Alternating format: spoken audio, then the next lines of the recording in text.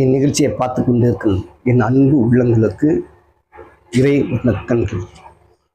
சிங்கப்பூர்ல இருந்து என்னுடைய நண்பர் ஒருத்தர், சாமி நீங்கள் இந்த கர்ம வினைகள் பற்றி ஒரு வீடியோ போடுங்க சாமி அப்படின்னு இப்போ சமீபத்தில் ஒருத்தருக்கு கேட்டிருந்தாங்க.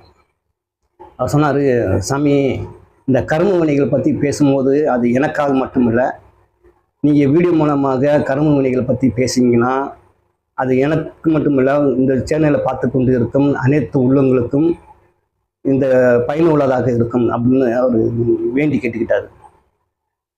அவரோட அன்புக்காக இந்த வீடியோவை உங்கள் எல்லோருக்குமே நல்ல உள்ளங்களுக்கு இந்த வீடியோவை வெளிப்படுத்துகிறேன். அதை பற்றி பேசுகிறேன்.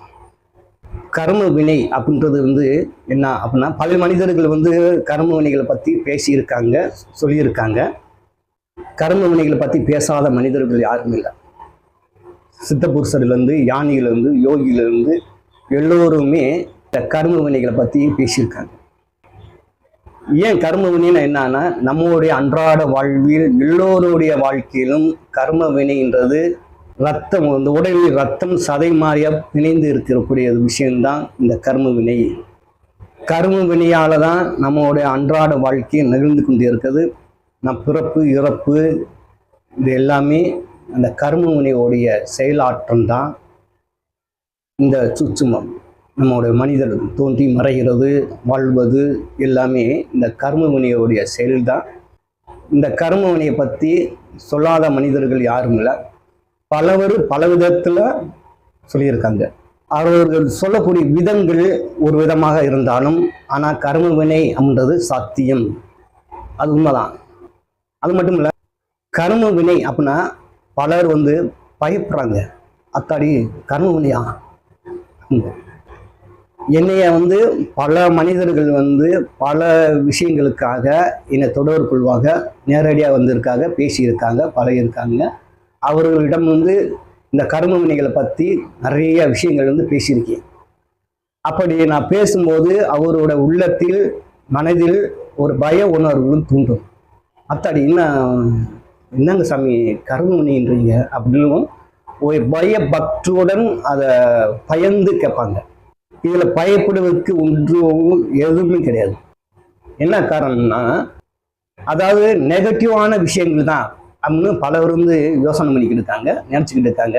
அதாவது கெடுதலான விஷயங்கள், கர்ம வினை அப்படின்னா கெடுதலான விஷயங்கள் மற்றும் அது நம்மளை தாக்கும் அப்படின்னு பலர் நினச்சிக்கிட்டு இருக்காங்க. அது முற்றிலும் தவறு. கர்ம வினை என்பது தாக்குதல் அல்ல, நம்மளை காத்தலும் அதுதான், அழித்தலும் அதுதான். கெடுதலும் அது செய்யும், நன்மையும் செய்யும்.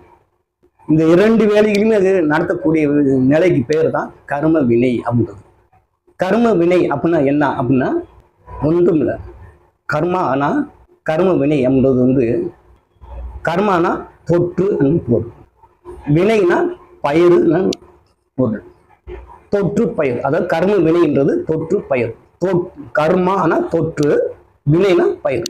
பயிர்னா விதைன்னு அர்த்தம். எல்லோருக்குமே எளிய முறையில் புரியக்கூடிய அளவுக்கு என்னோட பேச்சுக்கள் உங்களுக்கு இருக்கும், ஈஸியாக புரியும். சாதாரண மனிதர்கள் கூட என்னோட வார்த்தைகள் புரியணுன்றதுக்காக மிக எளிய முறையில் இந்த வீடியோ உங்களுக்கு தொகுத்து பேசுகிறேன். இந்த வீடியோ தயவு செய்து வேகமாக ஓட்டி விட்டு தவிச பார்க்காங்க. ஆறாமற நிதானமாக பொறுமையாக கவனித்து பாருங்கள். புரியலன்னா திரும்பவும் கூட பாருங்கள். இது நீங்கள் மட்டும் இல்லை, உங்களோட நண்பர்கள் எல்லோருக்குமே ஷேர் பண்ணுங்க. முக்கியமான விஷயங்கள் இடம்பெறும்.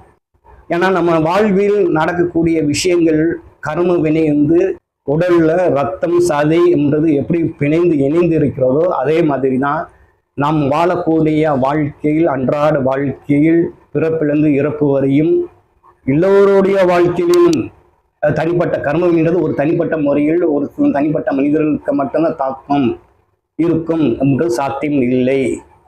இந்த பூமியில் நம்ம பிறந்துட்டாவே கர்மவினை தான். நம்ம பிறப்பதே கர்மவினை தான், இறப்பதும் கர்மவினை தான். ஒருவருடைய மனிதர் வாழ்க்கையில் கர்ம வினை முடிவடைகிறது அப்படின்னா அவர்களுக்கு மறுபிறவி கிடையாது. கர்ம வினை எவருடைய மனிதர் வாழ்க்கையில் முடிவடைகிறதோ அவர் முத்தி அடைந்து இறைவனோடு ஐக்கியமாகிறார்கள், இறைவனோடு கலந்துறாங்க. இதுதான் பொருள்.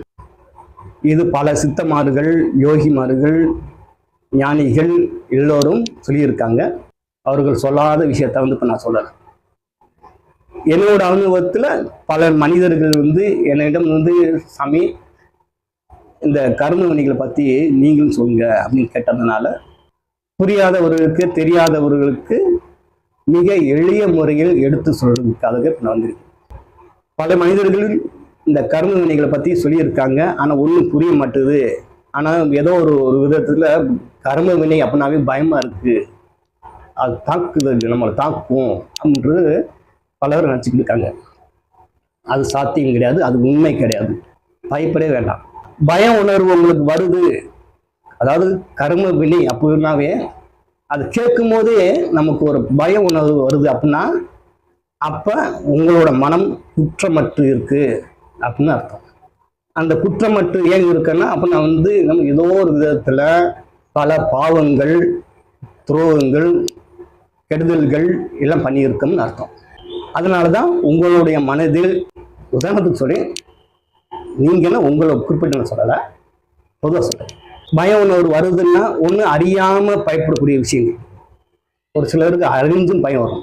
அந்த அறிஞ்சு பயம் வருதுன்னா அப்போ நீங்கள் துரோகங்கள், கெடுதல்கள், இந்த மாதிரி நெகட்டிவான விஷயங்கள் நீங்கள் செஞ்சிருக்கீங்கன்னு அர்த்தம். கர்ம வினை அப்படின்றது தொற்று பயிர் அப்படின்னு அர்த்தம்.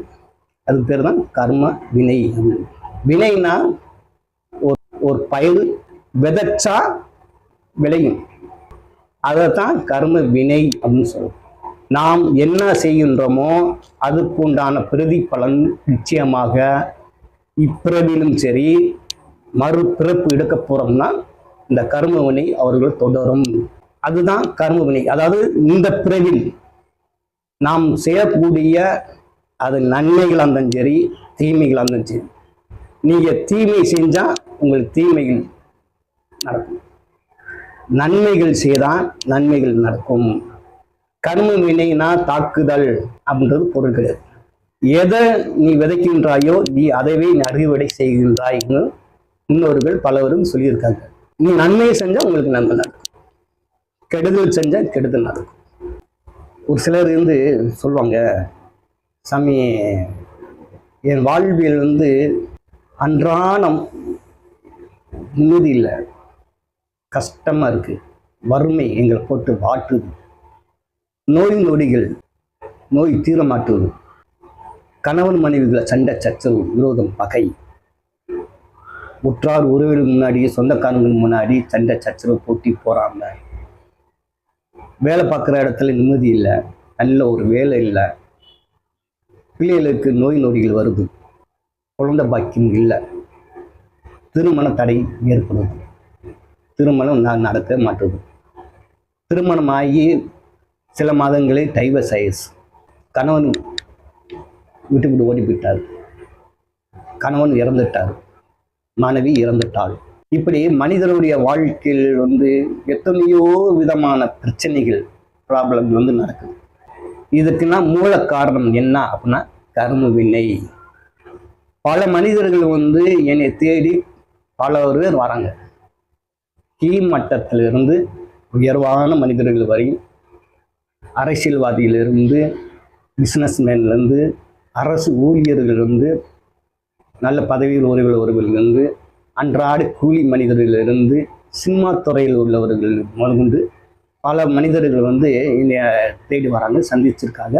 நான் சந்திச்சு பேசுறீங்க பழைய ஏதோ ஒரு விதத்தில் அவங்க தாக்கப்பட்டு மன உளைச்சலாகி ஏதோ ஒரு ப்ராப்ளத்துக்காக என்னை தேடி வராங்க. சொத்து பத்து, பணம், காசு, வசதிகள் அனைத்தும் உண்டு. கோடிக்கணக்கான சொத்து பத்து இருக்கு, பண காசு இருக்கு, வசதிகள் இருக்கு, எல்லாம் உண்டு. ஆனா நிம்மதி இல்லை, ஏதோ ஒரு பிஸ்னஸ்ல லாஸு, விரோதிகள் இருக்காங்க அப்படின்னு அன்றாட காய்ச்சல்ல மனிதர்கள் ஏதோ ஒரு விதத்துல என்னை தேடி வராங்க. இந்த தேடி வராங்களோ இல்லையோ அது வேற விஷயம். அன்றாட வாழ்க்கை மனிதருடைய கலாச்சாரத்தில், மனிதருடைய வாழ்வில், எல்லோருடைய வாழ்விலும் ஏதோ ஒரு விதத்துல சில விஷயங்கள் பாதிக்கப்பட்டு இருக்காங்க. இதுக்குன்னா மூலப்பொருள், மூல காரணம் என்ன அப்படின்னா கர்ம வினை. நாம் செய்யக்கூடிய விஷயங்கள், நாம் நடந்துக்கிற முறைகள், இதுதான் காரணம். ஒரு சிலர் என்கிட்ட கேட்குறாங்க, சாமி இந்த பிறவியில் சேரும், அதுக்கு உண்டான தண்டனை இப்பிறவிலே முடிச்சிட தானே? நடக்காது. இறைவனுக்கு மட்டுமே அது புரியும். இறைவனுக்கு மட்டுமே தெரிஞ்ச சுற்றுமம். இறைவன் நம்ம எதை சொல்லுகிறோம் அப்படின்னா இந்த பிரபஞ்சம் தான். இந்த பிரபஞ்சம் நம்முடைய வாழ்வில் நடக்கக்கூடிய ஒவ்வொரு விஷயங்களையும் ரெக்கார்ட் செய்து கொண்டே இருக்கும். மனசுல நினைச்சா கூட அது ரெக்கார்ட் ஆகும். நம்ம ஒரு விஷயத்தை நம்ம கண்களால் பார்க்கிறோம்னா அதுவும் ரெக்கார்ட் ஆகும். நம்ம பேசுறோம்னா அதுவும் ரெக்கார்ட் ஆகும். எல்லாமே ரெக்கார்ட் ஆகிக்கிட்டே தான் இருக்கும். ஆட்டோமேட்டிக் தான். இதுதான் இந்த பிரபஞ்சத்தோடைய சுற்றுமம், இறைவனுடைய சுற்றுமம். இந்த வீடியோ உங்களுக்கு பிடிச்சிருந்துச்சுன்னா லைக் பண்ணுங்க, ஷேர் பண்ணுங்க, கமெண்ட் பண்ணுங்க. மறக்காம பேசும் நேரங்கள் சேனலை சப்ஸ்கிரைப் பண்ணி கூட இருக்க பெல் ஐக்கானை ப்ரெஸ் பண்ணி ஆளுங்கிற ஆப்ஷனை கிளிக் பண்ணிக்கோங்க. ஸோ அப்போ தான் நான் போடுற வீடியோஸ் உங்களுக்கு நோட்டிஃபிகேஷனாக வரும். இது போக உங்களுக்கு கொஸ்டின் கேட்கணும்னு தோணுச்சுன்னா கீழே கமெண்ட் பாக்ஸில் கமெண்ட் பண்ணுங்கள். அந்த கொஸ்டினுக்கான ஆன்சர் ஒரு வீடியோ மூலயமா கண்டிப்பாக வரும். உங்களுக்கு தபால் அனுப்பணும்னு தோணுச்சுன்னா கீழே டிஸ்கிரிப்ஷன் பாக்ஸில் அட்ரஸ் கொடுத்துருக்கோம். அந்த அட்ரஸ்க்கு உங்கள் தபால் அனுப்பலாம். அந்த தபாலுக்கான ஆன்சரும் ஒரு வீடியோ மூலயமா கண்டிப்பாக வரும். நெக்ஸ்ட் வீடியோவில் மீட் பண்ணலாம். தேங்க்யூ.